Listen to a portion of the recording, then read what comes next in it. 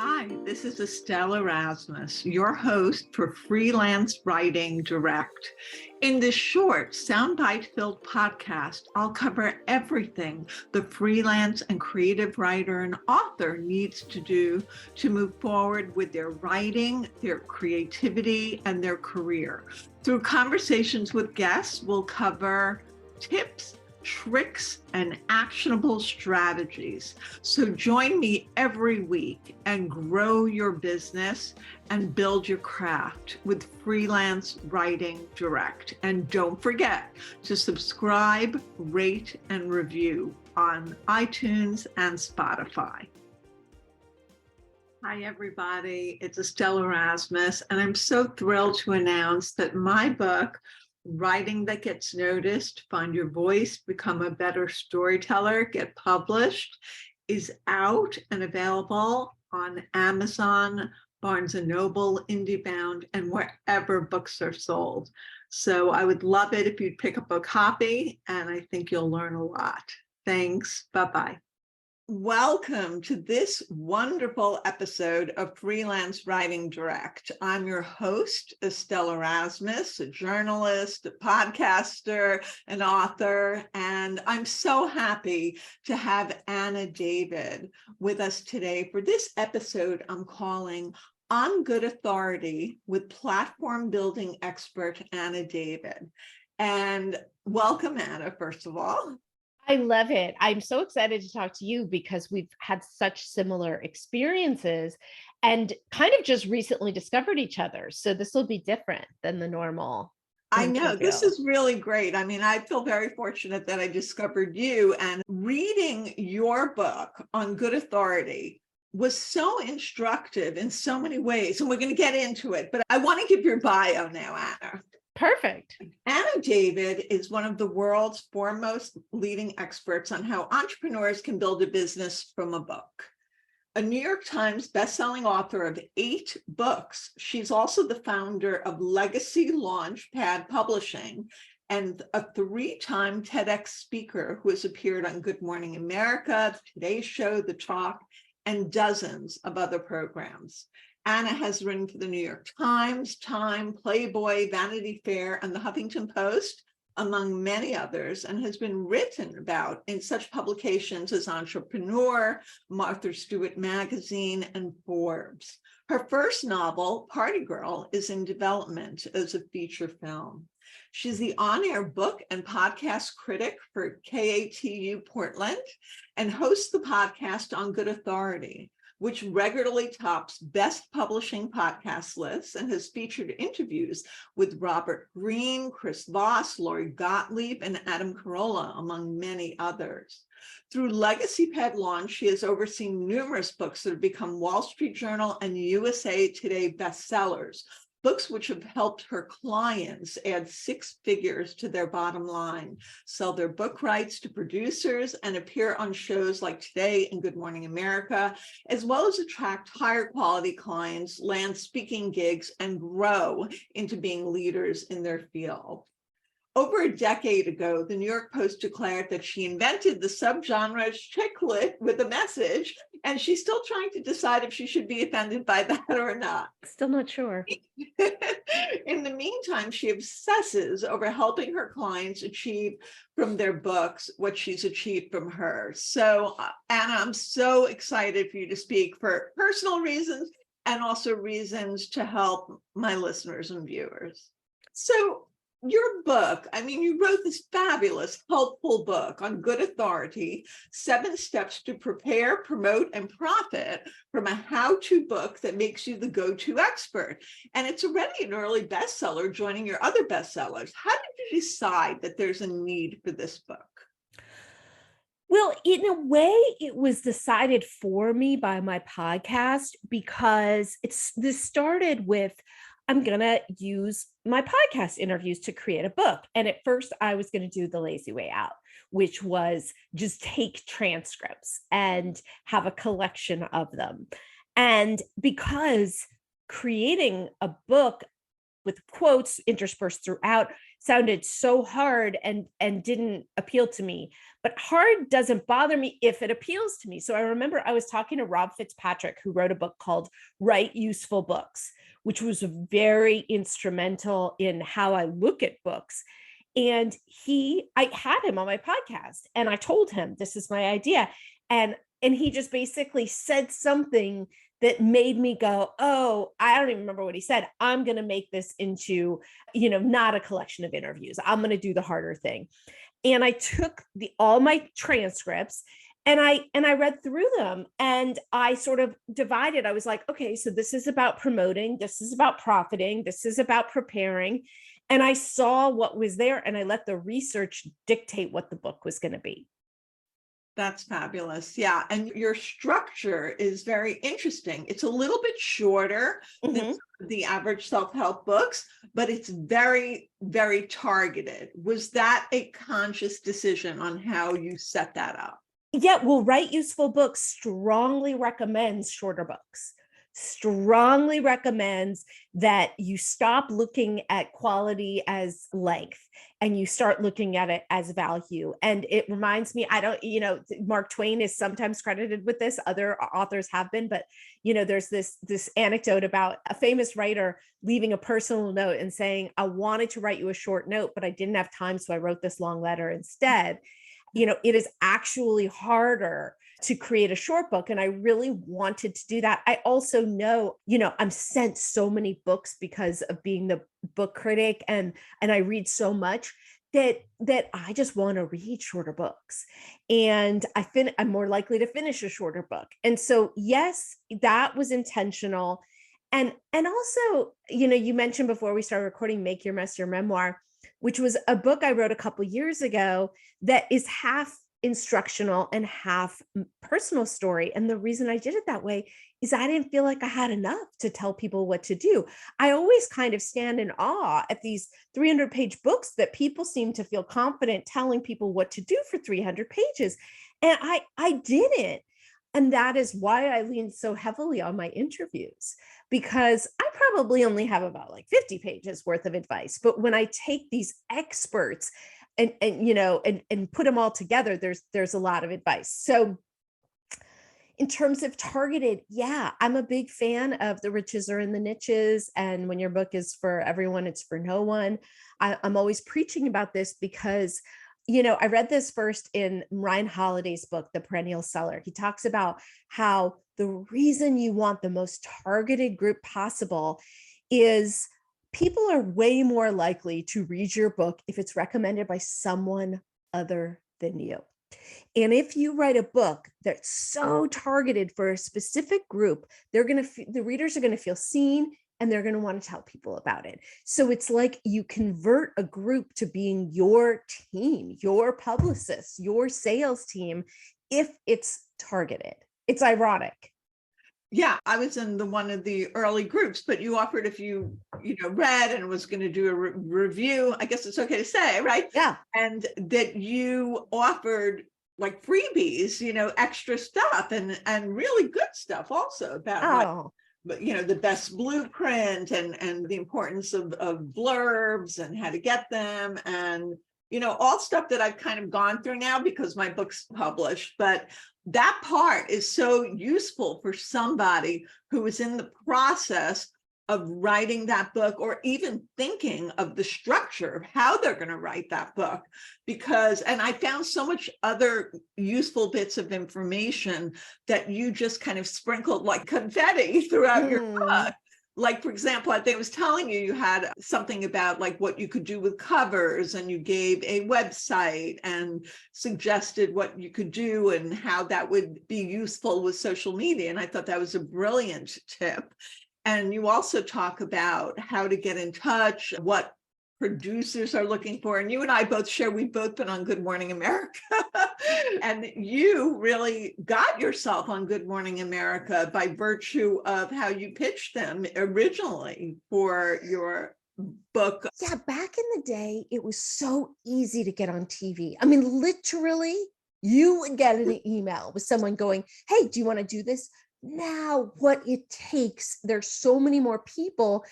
And frankly, the kind of thing I talk about is just less desired. It's become so much more newsy and Trump. Back when I was on TV, there was great interest in what I was talking about. So today, oh my God, what it requires.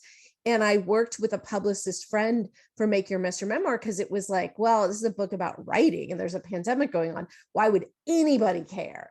And we came up with this idea that, well, writing helps people. There were all these studies, writing helps people deal with depression and anxiety. So let's build a segment around that. And that's how I was able to get on. That's fantastic. And you also talked about how to get in touch with producers and what they're looking for and ways to market yourself as an expert. Yeah. Using different websites and different places that journalists usually know. Harrow, Help a Reporter Out, is this website where journalists, everyone from the New York Times to your mom's blog, are looking for sources. And I have gotten quoted in Fortune and MSNBC as a result of it. I have had students get quoted in Prevention, Salon, Huffington Post. And what was so great is a guy emailed me, his book came out last week, someone I didn't know, and said, I found out about Harrow from your book, and I just got quoted in Yahoo Finance today because of that. And it's that thing, that expert blindness when it comes to a book is the things we know and take for granted, we don't realize that other people don't know. Everyone around me knows about Harrow and they know about mock-up shots, that the website you were talking about for covers. And I put it in there. I have gotten so much feedback about people appreciating the mock-up shots website a lot, which is, by the way, the most awesome site. And I actually have a link. If you email me, I got a discount there. But you put your cover in there and it produces hundreds of images of your book, on the Empire State Building, your book as an ebook, your book. And it's great, not just for social, but for your website, for everywhere. It just looks like you got a professional designer to do it. I love that. So for your book, how did you make sure, as one of your reviews says, the book literally oozes authority? Did you want to dispel current illusions about, publishing in the industry? And, can you mention some of those illusions and who are the new gatekeepers, or are the gatekeepers there anymore? No gatekeepers, no gatekeepers at all. And it is my favorite thing about publishing today, and not just publishing, music, all sorts of fields. But, my boyfriend's a movie producer. It's very expensive to create your own movie and get it on Netflix. With books, we are so lucky. I'm a big fan of, if you're going to do a book, do it at the highest level, because it's out there. It's your legacy. I played around, I did books traditionally, and then I did some books not at the highest level because I was learn from my mistakes. Don't put it out there. Obviously, not everybody can afford services that are going to do that for you. But if you've got the time and the energy, you can learn, and you can use an editor. Please use an editor. Make an exquisite cover. Launch, using our launch squad method, which you mentioned, which is gather the troops. It requires a lot of advanced effort. I was saying to you before we started recording, by the time a book comes out, I'm over it because I've spent a year prepping for the launch. You should start prepping the minute you start writing. The minute you conceive of your book, you should be thinking about the launch. And, a launch squad is pretty much just gathering your friends and fans a month before the release, giving them a copy of the book, urging them to write their reviews. And then I say, do a stealth launch. Traditional publishers are still very, very committed to doing pre-orders, which makes no sense to me, but I understand maybe there's something I don't understand that makes them do that. But Amazon gives such juice to a book as soon as it's on Amazon, and people aren't really pre-ordering because we're so in this society where we want things right away. So what we do is we, have everybody go and buy the ebook for 99 cents and paste the review 2 days before the launch. And then it launches, and it's got, if people come through and you've done your prep, over 100 reviews, and it's number one in all its categories. So there are ways to do it exquisitely. It's going to require a lot of time or a significant amount of money if you want to do it exquisitely. Yeah, yeah. I mean, but you came out of the gate running with having set up that, and that's how we got connected. Yeah, Um, yeah. and I think that's really brilliant. I think with my publisher, they had it like, it was more like, they didn't want me to put it on social media. They had more like with my friends and family. I mean, I guess everybody has their own way, you know? Yeah, I'm not a fan of friends and family because Amazon algorithm wants to see people buying your book that have bought books on that in that genre before.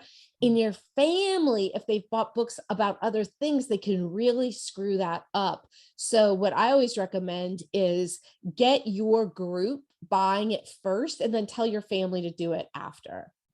Interesting. My family doesn't buy my books, so I don't have that problem.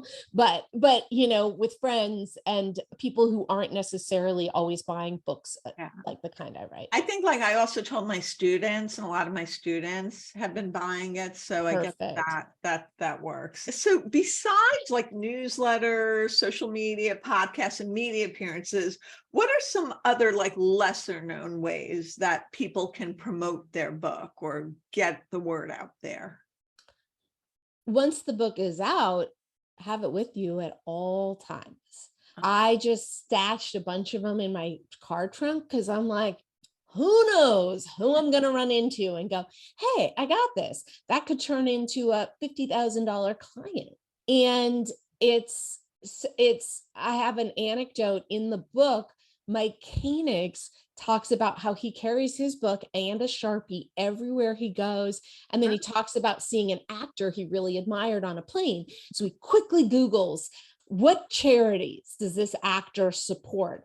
Catches up to him, says, hey, I'm a best-selling author. I saw that you really support this charity. Have you ever done a book? And he said, no. And he's like, let me give you this. And they ended up working together. So anything is possible. Have your book on you. Don't be afraid to give it out for free. One thing I'm doing, because the reason I launch a book every year is I want to try out the latest and greatest things so that we can then do them for clients. So one thing I kind of preach, so I got to do this time, is I always preach like, try to get it to groups of people that will hire you. Yes, will help. Helping people and making money are not mutually exclusive. So I always say it's like, put your oxygen mask on first. Maybe people think it's tacky to write a book so that people will hire you, but I think you should be paid for your time. If you're going to rely on book sales, you're not going to be paid for your time.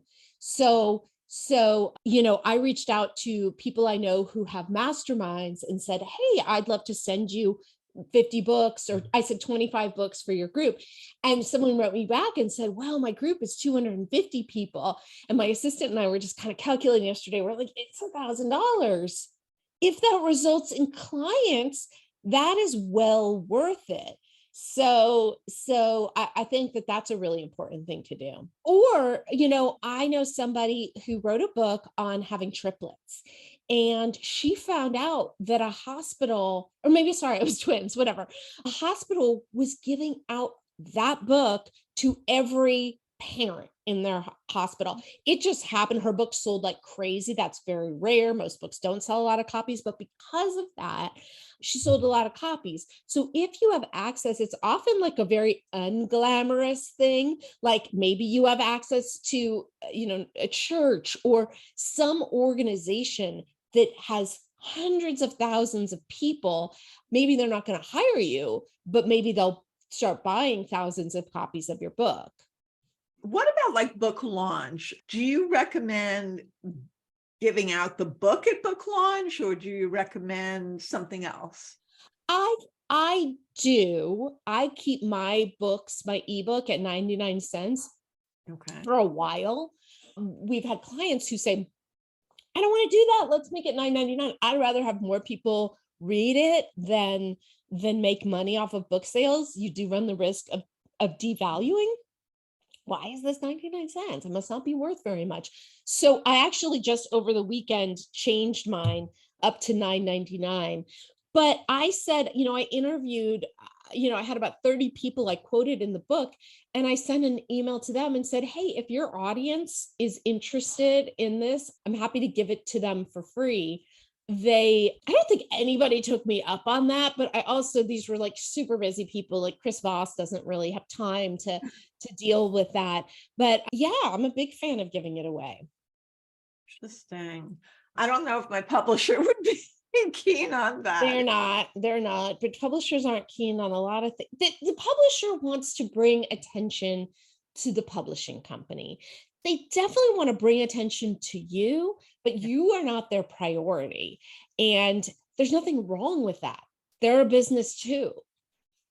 Yeah, I find when I'm sharing, because I'm always kind of like you, like I'm always doing different things, right? I'm Yeah. conferences and I'm doing, and while I don't have like a business where I do for other people, I coach people and I teach at NYU and for Writer's Digest. And so I actually I just received the Teaching Excellence Award from Oh my NYU. God. At NYU? Yeah. You are amazing. Thank you. That's amazing.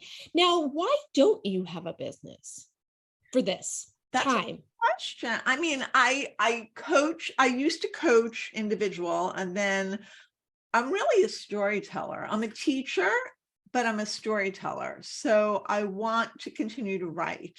I mean, this is like kind of my legacy teaching book, So that's fulfilling to me, and just getting like this word out from what I've learned throughout my career in publishing, and also being able, like you did, to add a memoir aspect to my book, because it's not just a how-to and me being the authority. I am the authority, Right. but it's also stories from my life in publishing, Right. in traditional magazines, and touching on from working with David Pecker to a lot of different elements. And I'm really happy about that. And I'm really thrilled that my publisher, New World Library, supported my vision for having it not only be where I was, where I came from, how I got there, what I did, to sharing everything that I've learned and that I've been teaching at NYU and through the conferences that I speak at and all that. I do want to do more speaking. So you are that rare person who actually can absolutely make a living from this. That's so rare though, because you teach, because you write for real publications and all of these things. But I think you could still, let's say you were speaking to companies about how to tell their stories. I would love that. As opposed to, look, I don't mean to be crass, but a lot of writers are broke. I know. A lot of people, if you go in to speak at a company, you're going to get paid really, really well to do that. And you have decades of experience, so you should be. Yeah, I am totally 100% with you. So that's probably the next iteration. Is there any other actionable platform building tips that you could share with people who want to get to this point where they are showcasing their authority in the form of a book and then opening up the door to tons of opportunities? Well, I think the speaking is one. And what I would recommend to get that started is TEDx, which has prestige and frankly isn't that hard to get into.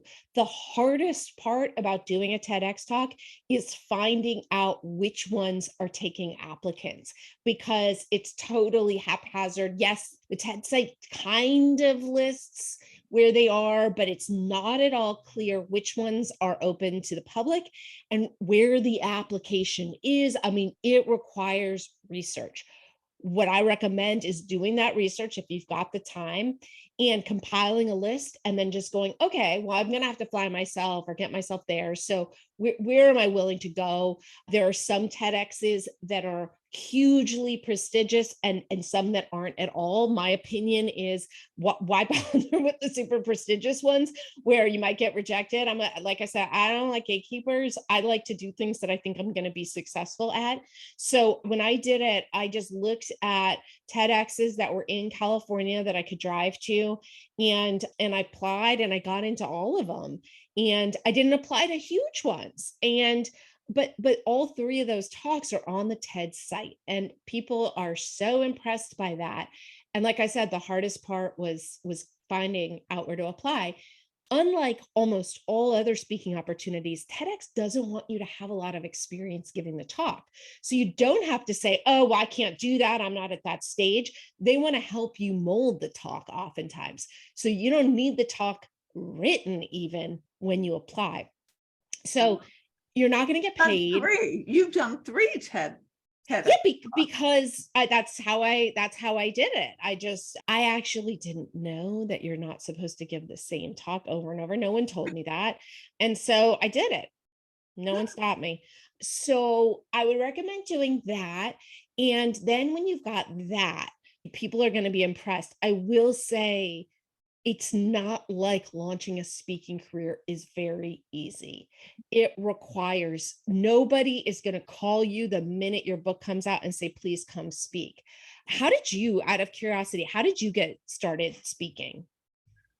I mean, I was a magazine editor, so I was a traditional magazine editor. So I was media trained by the publishers that I worked with.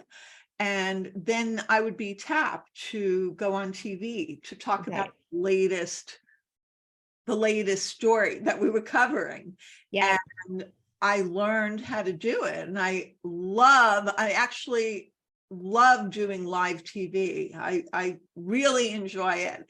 And as long as I'm prepared beforehand and have my index card with my 3 or 4 points that I want to make. And so, but being media trained taught me a lot of ways to navigate if somebody was trying to take you down a different path. You said, what I really want to talk about is this. And I don't know, I just really enjoy public facing opportunities. So I love speaking at conferences. I love leading panels. I love working with big groups of people.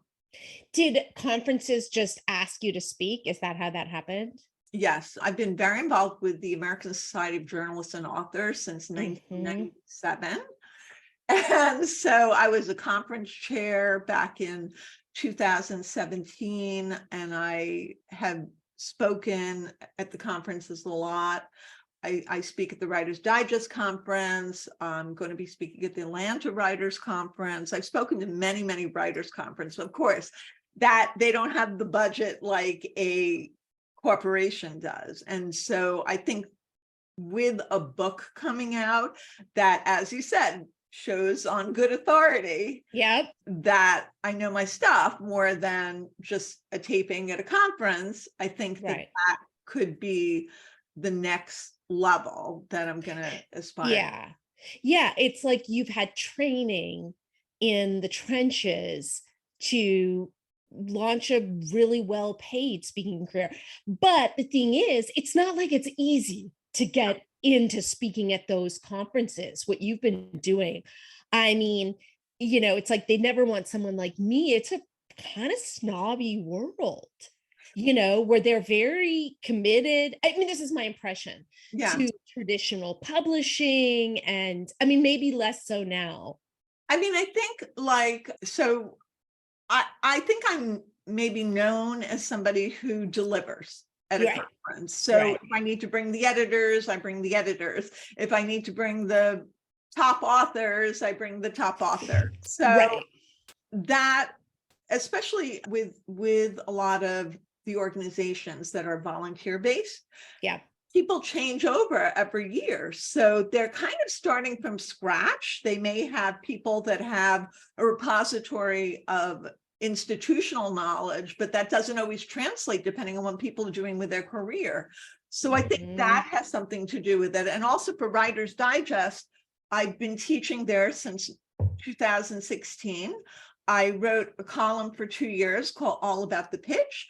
And I've spoken at conferences. And when you speak at a conference, you have to come up with your idea of what you want to speak about. But I think it does help that I'm a known entity. Yeah, but I think the most interesting thing you said, and for listeners to take away, is that you're known as someone who delivers.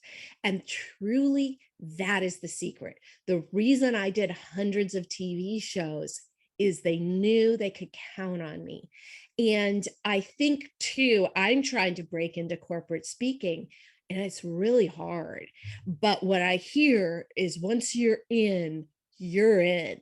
And so, not to put pressure on it, but you really do have to deliver when you get that opportunity, because that, I mean, I don't like I don't like gatekeepers, but there still are gatekeepers. But I will tell you, the reason I got called to do TV stuff and they called me at the last minute is they knew that I could put sentences together. They knew I didn't freeze. And that's all it took. I didn't get media trained, so there's a lot I didn't know. I sort of, if they would take me off topic, I would go with them. I didn't really have the ability to rein it in, but I could deliver. And that's what mattered. That's so important. And also the fact that you get practice, with your podcast. I mean, when I first started the podcast, I was saying, every 5 seconds. Right. And I made a conscious effort to really watch that. And in fact, I spoke faster in the beginning when I was doing it, just because I felt, I have to get this all out.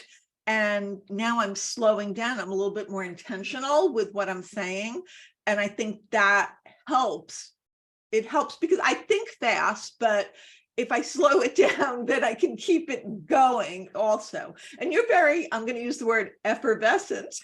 Oh, thank you. I mean, yes, thank you. You know why I said that word, right? Oh, because in Making a Measure memoir, I talk about that trying to good. I didn't even get the reference. I talk about how I was really shy as a little girl, and then I met this girl who my mom described as effervescent, and I was like, I want to be like that. But you have a great positive. I love your positive energy, and I know you said in your other book, you're like woo woo, and I get it. I've read tarot cards. I've had them read. I am like an LA type person, even though I'm in the East Coast. So yeah, we're pretty woo out here. And yeah, what you were saying about training, it's so true. If anybody's sort of, toying with the idea of starting a podcast, it really is good training, because you have to be conscious, and by the way, you might get feedback that I gotten feedback. The thing that people kept saying in the reviews was, she just always says, right, when someone's talking, which I think is pretty wonderful. And I think it encourages people to keep going. Yeah. But I learned that people didn't like it. And so on a video, I can just kind of, when someone's saying something, I can nod and not say, right. That's interesting. And in the beginning, I think I used to maybe talk over a little bit. And now I just kind of listen, wait for the pause, and then jump in. Of course, there's always editing, but yeah. It's better to have less editing and have it. And I also think an authentic conversation, a real chat, it just goes so well for the audience, because they can feel when it's a stilted, and my next question to you is, Yeah, I don't edit, and part of it is laziness, and part of it is just the same desire for authenticity. Well, you're very authentic, and your book is very authentic. And is there anything that we covered so much, Anna, and I love talking to you. I could talk to you all day long. What did I not ask you that is important to you to get across about the book, or about you, or, what you do for people? I'm happy to share that.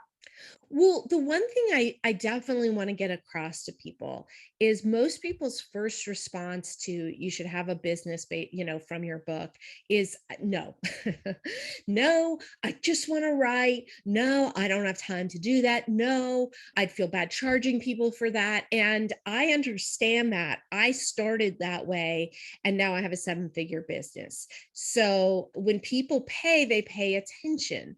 And it can be as easy. I started with offering coaching for $100. I said, I'll coach you. I sent out a newsletter and 3 people said, okay. And then, it just went from there. And I kept trying different things. And so I teach people, I actually have a course called Book to Business that's all about literally setting up a business in a day.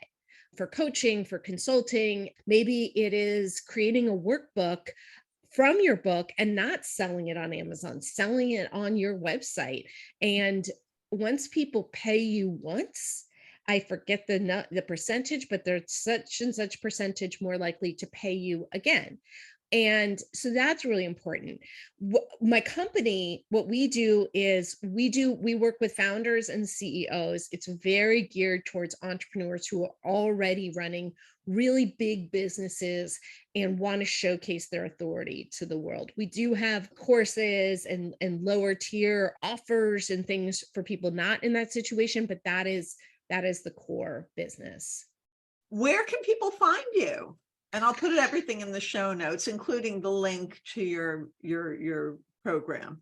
Yeah. I think that Legacy Launchpad Pub is the website. Book to Business class, it may be the best thing for anybody who's going, I don't know about business. Yeah, I just want to do a book, and this is for people who've already published or are in the process of writing, but nonfiction is not really for fiction. Okay. And that's fantastic. And thank you so much for spending the time, for talking about your book on good authority and talking about what writers or what authors, business people who want to be authors can do to get themselves elevated to build their platform. So you are the expert in that. And I thank you so much. Thank you. This was so fun. I really appreciate your having me on. Follow me at EstelleSErasmus.com on my website and on social media, which is Instagram, TikTok, and Twitter at Estelle S. Erasmus. And we're now on YouTube for Freelance Writing Direct. Follow along, and soon everyone will be reading what you're writing.